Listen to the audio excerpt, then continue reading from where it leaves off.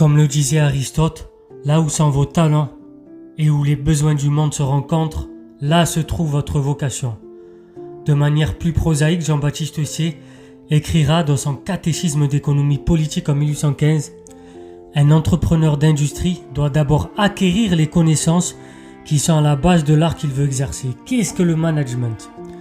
De l'anglais « management », de « to manage », ça veut dire « diriger », c'est un ensemble de techniques de direction, d'organisation et de gestion de l'entreprise.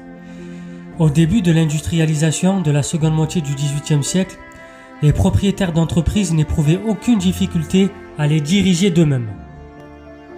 Ensuite, l'apparition de la grande entreprise durant la seconde moitié du XIXe siècle et le développement de la consommation de masse dans les années 1920 nécessitèrent l'existence d'une nouvelle catégorie sociale, distincte des propriétaires du capital, les cadres ou dirigeants d'entreprise.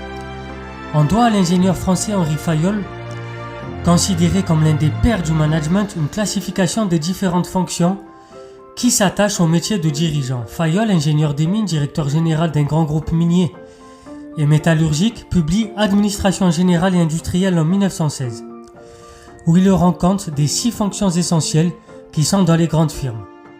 Donc, elles peuvent être prises en charge par autant de départements indépendants. Ces 6 fonctions sont la fonction technique, la fonction financière, la fonction commerciale, la fonction comptable, la fonction de sécurité, la fonction administrative. C'est ce qu'on verra dans la prochaine vidéo. Abonnez-vous, partagez, likez, Trichage Temps éclairés tous les soirs à 20h30 pour les vidéos de Culture G, à 13h les vidéos d'éco.